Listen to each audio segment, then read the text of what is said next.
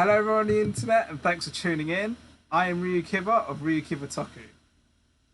And welcome to another episode of Toku Bros. I am the Winter Cosplayer.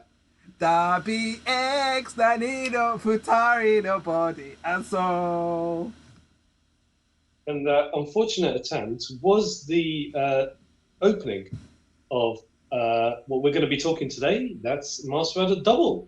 To be fair, I did muck that up a bit, but I'm just going to roll with it. Right. Well, I'm glad you attempt. It's your attempt. But anyway.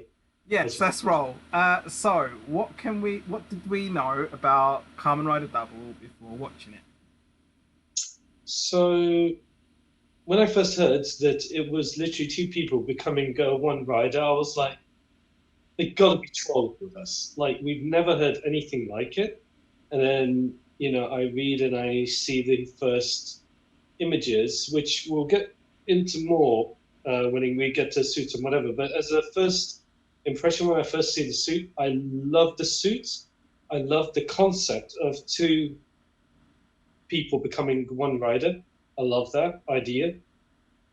So, and then on top of that, I like the opening. But again, we'll get to that more when we get to the intro. But as a first thoughts or impressions to go into it, I like the concept idea. All right. I mean, I guess my first, me prize probably similar to yours. Although I think when I heard about two people becoming one rider, I was like, okay, fair enough. But then when I saw, with the Cyclone Joker form, I did see we did see the Lunar Trigger, and I think it was Heat Metal as well. And I'm just like, does this mean there's more than two people, or there's like six people all merged? I was like, so I had a little bit of confusion going on, but ultimately, I liked the concept. I liked what I saw suit-wise. I mean, it was quite simplistic in its design. And again, we could talk about design a little bit more later. And then, I'm not too sure if at the time I remember hearing specifically about the Gaia memories or the gimmicks that they were going to use. But, I remember thinking, I don't remember hearing too much details plot-wise, but just seeing what it looks like. But then at the same time, I didn't watch it while it was being broadcasted. I watched it several years later, so even when I saw the previews to it prior to its broadcast, I knew, all right, I'm not going to be watching this until several years later, which I did end up watching a few years ago. So talking about watching it, the first few episodes, I remember thinking it was more like a police drama, then going on to it being a detective drama, kind of, like settling in, seeing what it was about. But I did actually feel like sort of really going into it those first few episodes. It was almost like the Kamen Rider element felt a bit irrelevant. It was like it was more a drama, like a J-drama. And then they shoehorned all the Kamen Rider action and henshin and CGI extra effects afterwards. And, I'd say when it came to Philip and the Sonozaki family, I was like, wasn't, especially in those early episodes where they were doing this whole big, there's a mystery behind the origin kind of thing. I'm just like, right, well, not too sure what to make of it, but it would be good to see how it goes. What were your thoughts on the first few episodes? I will agree that in my head, I get a lot of detective first, then a Rider series, if that makes sense, sort of like somewhere between, say, Detective Conan, but live action versions, or say Benedict Cumberbatch's Sherlock, but toned down a lot to PG kind of thing, more kid friendly. And I get that a lot out of this, not so much like a Drive police drama ish. Bear in mind, this predates Drive by several years, but yeah, sure. I'm just using it. Yeah, of course. But, I mean, with the whole detective work, what happens, then we'll get to characters more in depth a little bit later, but Philip going to his mind palace and then just doing a sort of Sherlock-esque, okay, this goes to this goes to this kind of thing. There was a lot of more, as you say, drama than Monsters of the Week, if that makes sense. And then when it gets to what the key word is, and then they spill it, and then say who the accused is or whatever with the key word, then they become the monster of the week. A bit cliche, but Yeah, I remember that. conceptually, it is, as you say, let's say 80% more detective J drama, as you say, and then you have that extra um, little bit of rider flair at the end. Yeah, totally, 100%. And again, we'll get into like the monsters of the week and stuff a little later on. But let's talk about the actual casting. First off, with our main heroes. What did you think of them? So Shordaro and Philip, honestly, the buddy cop kind of duo, I love their chemistry together. One is how can I say, the bad cop, and the other one was so like um, how can I word it? Not A fish out necessarily. of water. Yeah, all right, because he was the introvert, wasn't he? Yeah, very. But not just that. I felt like he was not from this world kind of thing. Is very fish out of water, if you will, and not just an Well, I introvert, do but just like the way that his sort of the way they wove him into the Sonozaki family kind of makes it all it kind of all makes sense afterwards. And when it comes to Philip, I did kind of I kind of empathized with him a lot. But for me, Shotaro was definitely the showboat. He was like the star of the show. he carries it. I He mean, carries it. but but to talk a little further down, like one character that I'd say in Kamen Rider, in all episodes of Kamen Rider that I've watched, beginning to end, Akiko has to be one of the most annoying characters in my opinion. I didn't find her funny at all, and she did the slipper thing and whatnot, but I've got to be honest, Oh, I didn't find her that funny. no, no, just no. You I liked didn't her? remember that until you mentioned about the Oh, green you. slipper. No, for me, it's like I will say one for all thing. the wrong reasons, but go on. I was going to say one character I do remember as the first entry when he came in is Master Rider XL.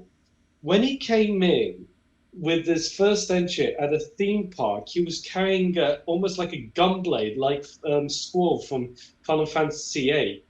I He's vaguely dragging remember. that with so I much vaguely remember weight, that. Yeah. Okay. and it swings it. And you can almost tell, even though I'm sure that prop is a light as a feather, but the fact that you can feel there's weight, he shows it really well. And just like that, I love how that entry, I mean, for just me, him when it comes swinging to Axel, I gameplay. mean, like his actual character, I'll be honest, I will, like he just kind of felt mediocre to me. But when you're talking about the entrance, like you're talking about the grand sort of entrance, whereas for me, I kind Yes. of remember, like I think maybe the one or two episodes prior to his grand entrance, you kind of saw him being teased. That's something that I remember about Axel.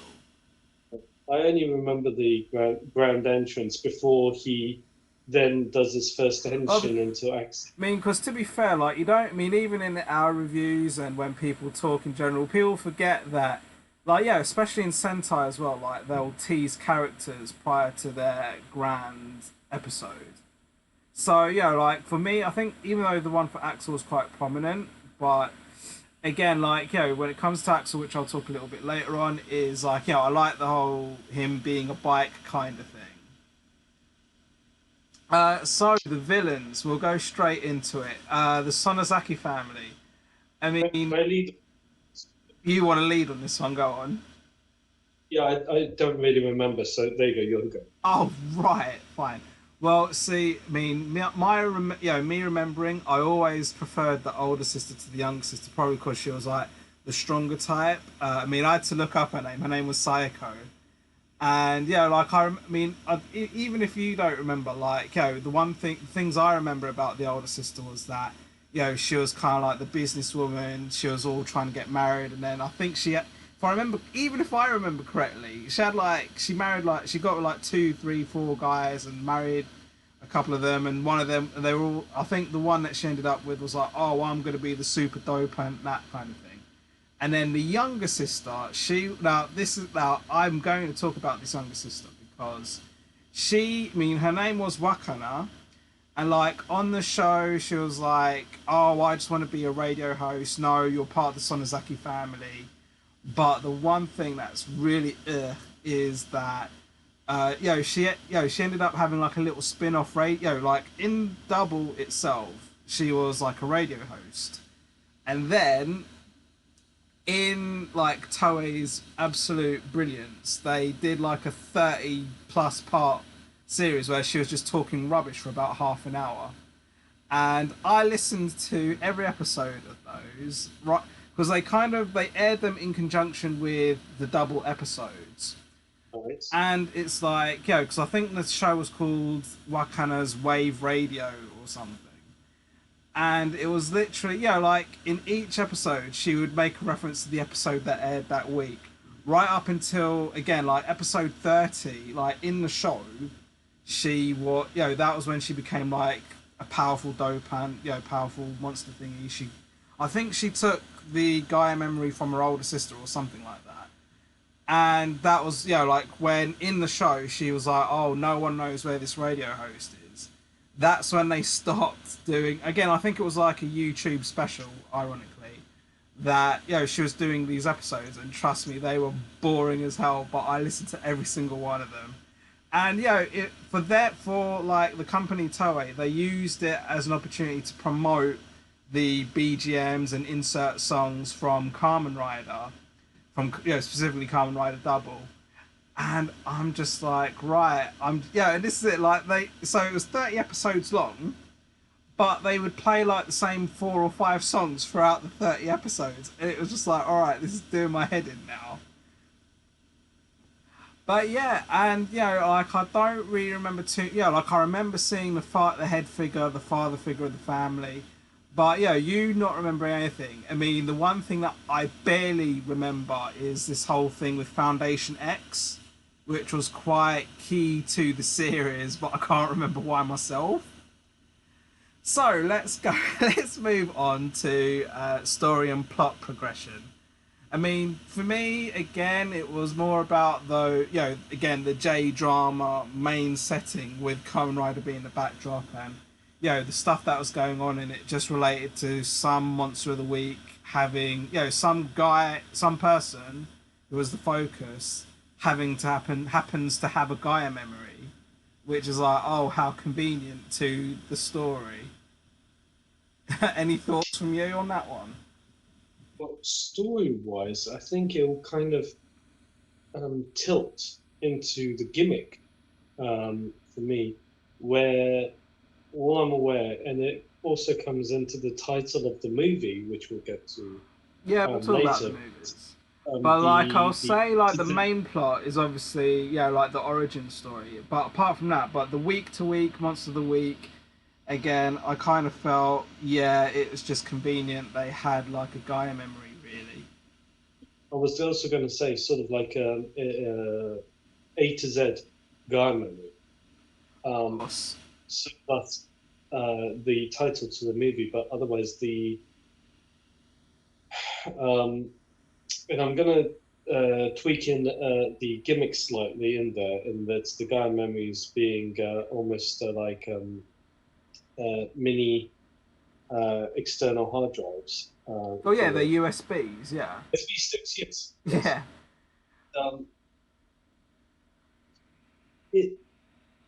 It looked and sounded cool, but when you have ones for the villain of the week, like I know they had to have it, but it just felt a bit shoehorned in my opinion. Pardon? Shoehorned in my opinion. Agreed. Like too much. Like I don't want to say gimmicky, but just it got a bit much in my opinion. Like some weren't needed. Like granted, the villains, of course, they needed, but I don't think you needed ones for the villain of the week. Like you could have done something a little bit different, really. But yeah.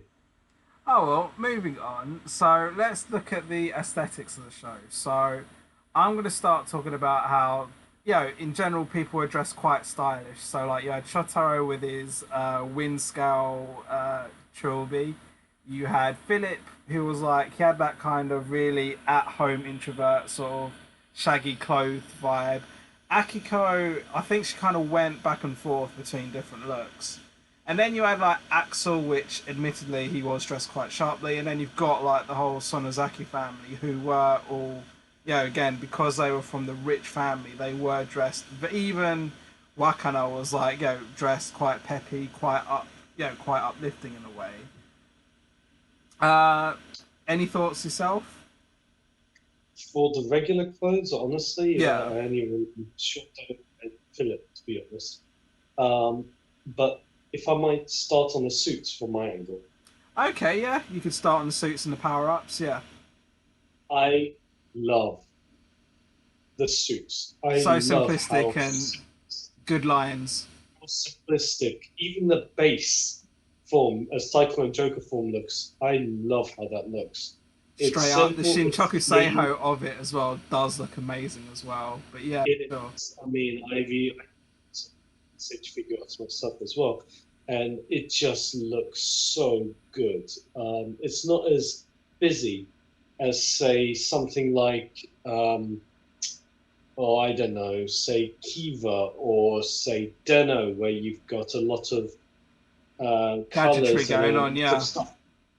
That's part of their series, to be honest. Whereas this one, it's very sleek, it's very clean, and then even when they convert to their other forms, say like heat and metal, red and silver, which still I liked Fang conceptually Joker. clean. Fang Joker looked pretty good. I'll get to that. Or even Lunar Trigger, where yellow and blue, but which is my least favorite. But still, sleek, clean, and such. But then you incorporate Fang and Joker, white and black. Wow, that. Either way, that Think of still the looks extreme amazing. power up though. Pardon? What did you think of the extreme power up where he had like a big X on his head? I think that's when it took a step back, and Yeah, I didn't like it just either. it just added, and you had a whole gaping white down the middle, and it just, I didn't like it I personally, personally. And then you had this whole wings, eight translucent gold wings. I vaguely like, remember that best. I mean, I, when it comes to simplicity in colors, which they did really well at the beginning with Cyclone Joker, Heat Metal, Lunar Trigger, heck, even Fang Joker, right? Why can't you do like a simple power up, like say with but I guess that's Cougar the and thing with. Ultimate? I guess that's the thing with power ups. I mean, yeah, like I can appreciate what you're saying with Cougar Ultimate. Though, No, or with Wizard Infinity. It's just silver. well, no, he was like a crystal. But anyway, but like, I'd say, like, I think it's, to get a simple power up look is, or, I mean, bearing in mind that Double's general looks with his combinations were, again, they were simple. And, like, I like the one where it was, I think it was Joker, where it was just all black. That looked awesome as well. But I think it's like, you can only go so far. But then, just to quickly cover them, like, you look in contrast, like, you had Kamen Rider Skull, who was, like, meant to be this, like, pre-Ichigo character, I think, or around that kind of Showa era. And then you have, like, Axel, which I really felt mixed about. Like, because he was, like, big chunky head, he was a big chunk, but then he was also a guy who became a motorbike, which, they did that much later on in X-Aid, and I think like, because when you look at Decade as the series prior to it, he was using everyone as anything anyway. So him doing that kind of wasn't exactly out the box. Right. With Decade, I'm going to jump in and say with Decade and him using everyone for a weapon, that was just the show's thing, to be honest. But this circumstance, it was a whole character for the whole series. And personally, I think X8's Gexo Bike? Bakuso what? Bike, wasn't it? Bakuso Bike. Yeah, Bucks of White worked better than Axel. yes, by far. Now that being said, I do like how Axel's base form looks, and it works so well with his gunblade, but but or throttle blade, whatever you want to call it. But I did not like when he goes into is it called full throttle mode? I If I'm think not, so. I mean, yeah. Again, that was pretty much his theme anyway. But yeah, I did not like that blue form. Honestly, when he goes into his super form, I just bit pointless in my opinion. agreed. Like, great, he loses a lot of armor, and it's basically a rip off of like a oh, what's a good example when someone sheds off a lot of armor and they just go into an accelerated mode, basically. It's almost like Kabuto, basically. Yeah, I was It thinking you starts were with a making a lot of Kabuto reference. you know what? I was thinking you was making a Kabuto reference. But in a bad way. Oh well. So, what did you think of the Henshin belt? I love it. Simple. Either. Well, no, but that's it. Like, it was good in it. It was. I wouldn't call it simple. I'd say because like he had like all the flippy outy thing, and you got to put the two memories in, and da da da da. And the fact that they both The, had it and they both had to do it at the same time, or roughly the same time, and if Philip was like the, knocked out on the floor, then Shotaro was in big doggy doo doo. That's pretty much it. It's insane. but one thing I will add to it that the show did do that we haven't seen before is one, um, just tapping on the belt. The reason I like it, it's small, it's simple, it's not as overly flamboyant, like say with fours, for instance. That was absolutely bananas, but that's fours. This simple and just anyway, I like it. Number two, when it comes to the henshin sequence, I love how when Philip puts his in first, his guy memory first, he then loses consciousness and passes out, and then Shotaro gains that guy memory into his belt, and then finishes the sequence, and both him and Shotaro are in double. I like that. It's unique. Oh. So moving on. So what key episodes stood out for you? None, except for the one episode when Axel appears. But other than that, honestly, I have no memorable moments. Other than the only thing I do remember is how awesome all the suits look, all the forms look, except for Extreme. But other than that, I mean, yeah, I don't have any. say there was no standout episodes either, and again, it was more about the progression that kind of was there, but kind of wasn't. Like again, it's mainly with the Sonozaki family, as I mentioned, with like Wakana, becoming like this super dopant or whatever, and again, everything relating to the origin story with Kamen Rider Skull, etc. But okay, let's get on to like a really insane section: the locations of Kamen Rider Just W. can I just go back to the with the suits and such? How I'm just going to quickly touch back on it for two Right, I mean, I seconds. can edit this out, but this is exactly why you should write notes so you're not backing and forthing like that. No, because we missed a point. We missed what? Vehicles. We can add that in. Let me see. Well, this is it because I don't because I already made my notes on Axel being a bike because I don't really remember. Missed two.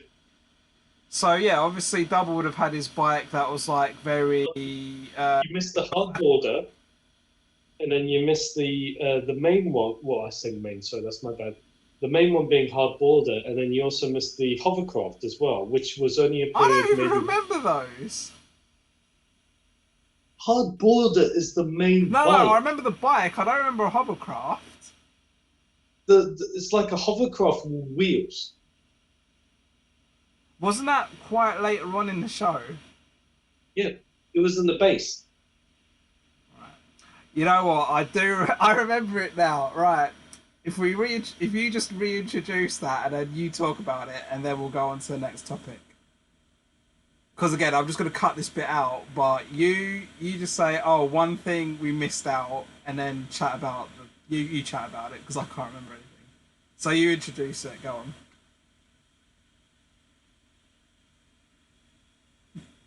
No, you say, oh, one thing we forgot, and then you say So what you just said. fine. So one thing that just to reiterate on that we missed or we brushed over was vehicles that, along with Axel being able to turn into a bike, although it looks stupid. Double's actual bike, Hard Border, I love how that bike looked. Yeah, I Almost remember like the main bike was, again, it was very Kawasaki kind of looking thing, but I think you're referring to the thing that was in the base, right? correct that they did use once or twice maybe. It was almost like a hovercraft on wheels kind of thing. It was weird, but they didn't really use it. But it was there, to say the least. It was there. Um, but other than that, yeah, there was those vehicles. But on top of that, just a tap on the weapon front as well. That with the what do you call it? Lunar Trigger, he just merely gains a bow Joe staff, and with Heat Metal, he gains a bow Joe staff, and Yeah, I remember that. and then with Lunar Trigger, he gains a almost like a semi-automatic pistol, if you will. But yeah, I mean, but what I did like is each Because form gave it. didn't I was thinking, didn't the extreme form have like some massive shield thing? Who? You know, like the power up, the final form. Didn't he have like a massive block shield thing? He had a very bizarre-looking sword, Okay. but other than I that, don't no. remember this. He only had like that very extra. I remember the wings. I open vaguely top. remember the wings. Yeah, I vaguely remember the wings at best. See, one thing I do is where one form gives you a weapon or whatever, and then the other form gives you like a additional feature to it. Like say with, so you have your metal, it gives you your bow staff, your trigger gives you your gun, your Because like who would it be? Cyclone, he was like he did have the power of wind, if I remember correctly, or am I just making that up? So right, on the flip side, Because like Fang Joker was like the Cyclone. real powerful one as well, really. What? I mean, he was better than Extreme in my opinion. Who? Fang Joker. Yes. And even with so with the asset sides of things, if you will, you had cyclone, wind, heat, fire, and Luna is almost like a if it were with trigger, it's almost like homing missile, or if it were with metal, it was almost like a extending pole kind of thing. It was stupid, but it kind of worked in its own way. But other than that, I did like how each side had its own hook, if you will. Yeah, I get that. Okay, so moving on to location. Now, I'm definitely going to start off with this one because I absolutely love watching the shows. I thought, because they did this whole kind of localized, I think the town was called Futo. And, they kind of made it look, outside of Tokyo, which ironically it was. Now, last year, I did actually go to visit the set of where they did, like, the whole detective agency, like, a few months before they knocked it down. So I got to explore the town, and it is actually just like that, the whole Windy City thing. And it's like it's not as busy as say the cities of Japan, and so that's exactly the vibe they were going for with Kamen Rider W and their locations that they chose. And it was very well thought out location wise, which they don't necessarily do. They might just be like, oh, this is in Tokyo as per there's Tokyo Tower in the background, but you didn't really get that. I mean, they had this whole, like, because it was called the Windy City, they had like this kind of big metal windmill thing that they showed a lot, along with the weather, the weather, direction, wind, weathercock we call it in the UK. That, apart from that, which I didn't see while I was there, they kind of gave it that vibe, that kind of localized feel, that kind of regional thing that they did. But then as well, even when you look at the Sonozaki Mansion, again, it just kind of felt, away from the hustle and bustle of a busy city, but this is like in its own area, and that's exactly what I liked about the locations. And even things like, when they told the origin story and you got like Skull on top of those stairs and in front of a big building, and it was all at night time and stuff. I absolutely loved all of that. For me, I honestly don't remember. Okay, starting from the outside, the only thing I'd remember is the wind turbines, but they use it so often that it's almost like a slap in the face kind of thing. Yeah, I mean, again, it's like, not there in real life, as I said, but yeah, I mean, that's exactly it. I mean, I get it that it's part of, and that's the motif they're going for. They want to emphasize that it's a windy city, but they show it every single time. It's in the song. It's in the OP, which we'll get to in a bit. But yeah, sure. Yeah, but one thing I did like though is their base of operations. It was this the detective agency. Yeah, it wasn't underground. Obviously you got the bunker where, like, again, the hovercraft thing was, but the top level, like, again, I got because you had the inside, which was a separate set. Actually, no, I think I remember hearing that it was all that one location. But the outside shots, like, I got to go out, I got to see the entrance to it and everything. Looks absolutely amazing. Again, they really chose that set really well. But, I mean, you had your, like you said, detective office, which I don't really remember much, unfortunately. But the bunker, if you want to call it that, that was like a, if you will, a two-floor base of operations where Philip would have his section of more the chemistorial side of things, and Shotaro would just be the nagging detective, if you will. Totally.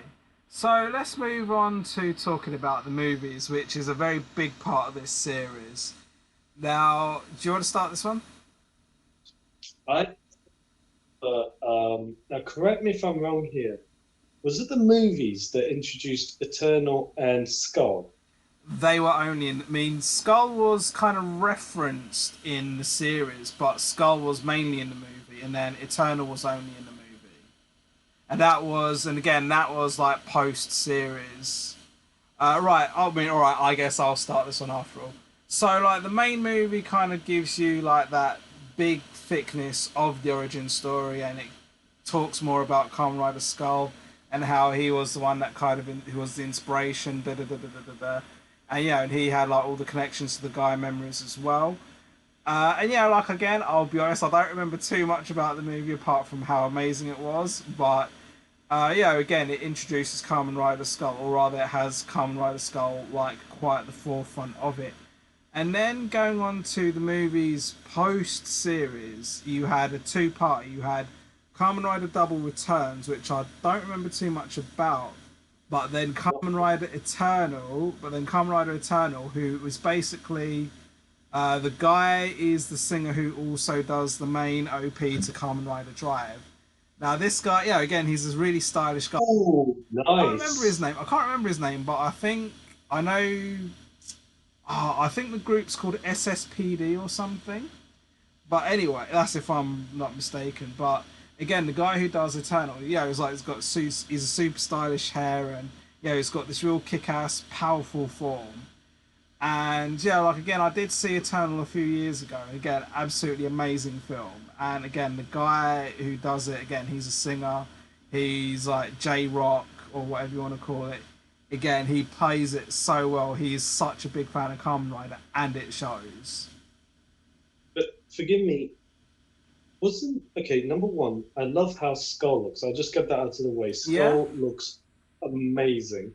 And the fact that they give him, even though it's a copy paste and just a repaint of Trigger's gun, but it works so well, giving him just a I black vaguely gun. remember that. Yeah.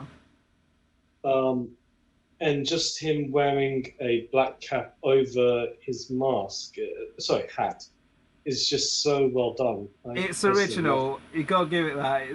That's got that original flair to it. I mean, the fact that we've got our own Shotaro with his whole wind scale trilogy, it just kind of adds to the origin story a lot more, in my opinion. And one thing I forgot to mention with Skull and with Cyclone Joker, that Skull has a white scarf, and Cyclone Joker has a white scarf, or more like a half scarf. Well, it's a silver scarf because I've got the Shinchaku Seiho of it. But I'll say that like a little factoid that many people know anyway is Kamen Rider W was the first he was the first Heisei rider to wear a scarf, but actually the first since Kamen Rider Z Cross, who was the movie rider, who was like a special rider before I think it was before Kamen Rider Black or before. Yeah, it was after Super One, but before Black, I think. Yeah, 84. Yeah. Did Black have one? No, he didn't. No, he didn't. No, he was. No, I'm saying Z Cross was the one before Black. But Okay. but he was the last one. Z Cross was the last one to wear a scarf, and again, this is Showa era, so Kamen Rider Double, the first in Heisei. So, just sticking into the suits from the movie, I will admit, the only thing I remember with Eternal's suit is just Eternal's weird helmet and Yeah, it was very unique. black cloth. Yeah, it was. That's it. Yeah, well, no, I mean that's all you really need to remember with Eternal Suit. But for me, it was more about his character, because again, he was such a badass. Moving on. Let's. No. So, no, I was just quickly asking, wasn't Eternal's character a bit of a lunatic? Yeah. That's So almost like. Yeah. That's, So almost like Ryuki, the guy from prison, like Ojo. yeah, I'd say, but the difference between Eternal and Odra is that Eternal was like, he wasn't like trying to be on top of everything. He felt he was on top, and like he was flying around and he was kicking ass. That's how he was. So moving on to music and choreography. So I'm just gonna quickly spin this. So like when it came to the OP, I thought it was quite busy. Obviously they're trying to do the whole it's 2-in-1, and and when it came to lyrics, there was a lot of English in the lyrics, admittedly, and it was all massively mispronounced because like it's not double BX or hardball extreme. It was like da BX, which doesn't mean anything. And then the one thing that really winds me up about the OP is like there's a line in it that says "Welcome to Windy City." Well, that's how they translate it, but when you listen to it, it doesn't sound like that. Oh, it sounds like da da da da da da. It doesn't sound like anything. Like I don't know why they even bothered. They should have just stuck Japanese, really. Fair enough, but in my opinion, this is where I'm going to go against you, and I think it works as much as to a degree.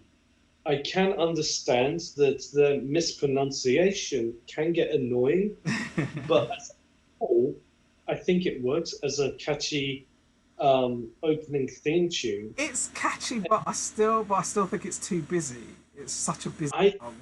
I have to admit, I actually like it, and I can watch the. If you watch the YouTube, the Vivo version of it, the full-length music video of it. I've seen that. I mean, it's a good music video because I remember like the thing that Double and O's did, their music videos were like they were on stage performing it, and then there was just like dark stuff going on around it. Double's music video, they did it at the bunker.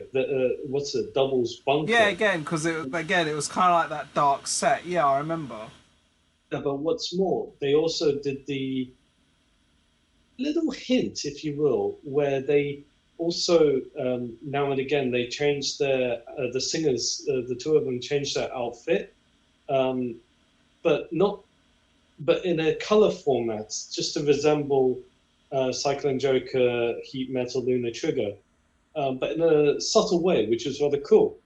And as a whole, I did love that. I do love WBX Hardboiled Extreme opening. I do like it. I'm not gonna say any more. Sure.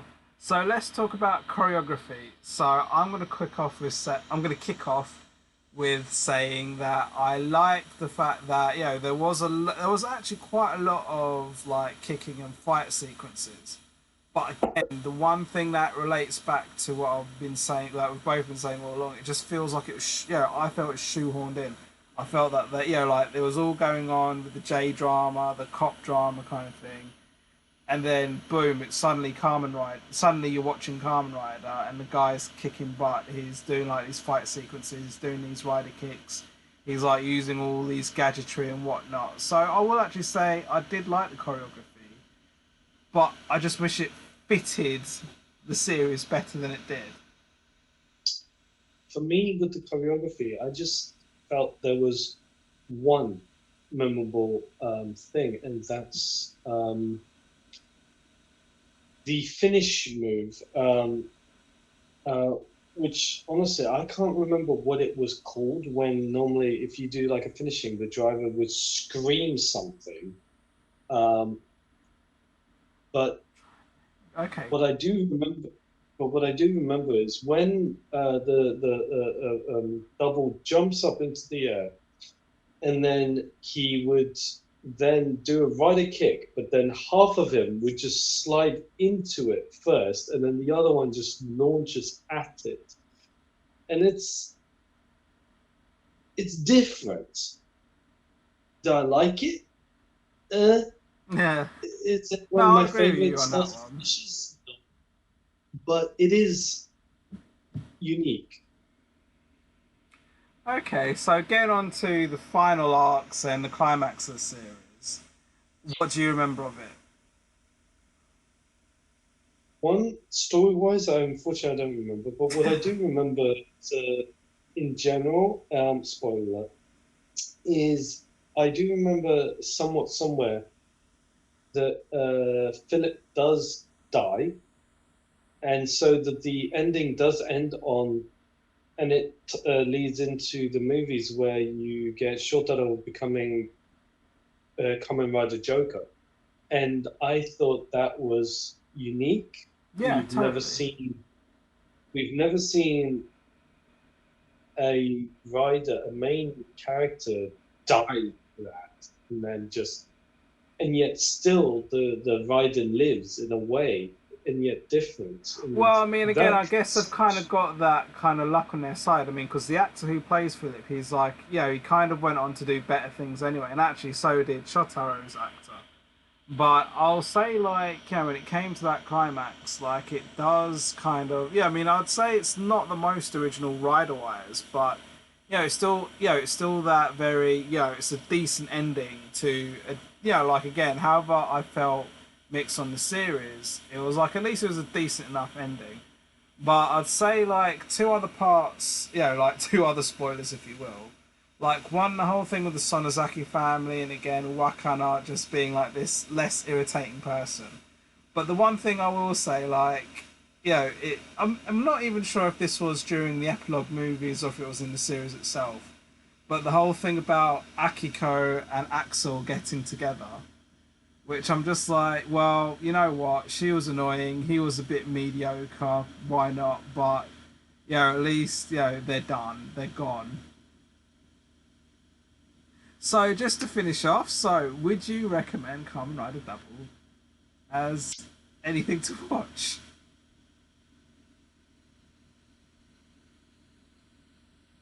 You go first. Well, I genuinely felt mixed because I'm just kind of like, maybe once someone is familiar with Rider, but then it's like, alright, but here's like where Rider's a bit less, but the story, but the drama, the melodramatics, if you will, are a bit more. So like maybe a kind of way to wind down from the Kamen Rideriness of Kamen Rider, which kind of doesn't make sense, but Again, maybe for someone who's just a little more familiar with Kamen Rider than say a first timer. I see. I can both see it, but I'm at two fronts on that, and I'll explain why.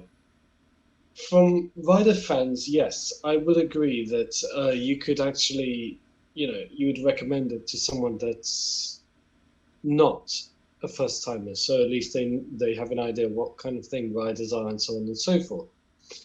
Whereas on the flip side, you and I both agree this is almost like a 80-20, 70-30% kind of. I'm not sure on percentages. You came up with percentages, but sure. What I mean is it's majority detective drama, and then like a small percentage of rider stuff at the end. Thus, I feel you could almost encourage or recommend it to someone that doesn't know rider, because you're going to have more not rider, or 2/3 not rider. It'll be more detective stuff at the beginning. Okay, fair enough. Well, thank you all for watching, and I hope you enjoyed watching the episode. You can catch myself, you can catch Toku Bros at Facebook, Twitter, Toku Bros 71, Instagram, and this very YouTube channel. And you've got myself, RyuKiva Toku, who's on Facebook, Twitter, YouTube, Instagram. Pledge support on my Patreon, and my fan sub word blog is ryukivatoku.wordpress.com. And you can catch me at the Winter Cosplayer on Facebook and Instagram. And usual, thank you for joining us on this episode. And as always, and finishing off with one fist through the cam. Fist through the cam. See you next time.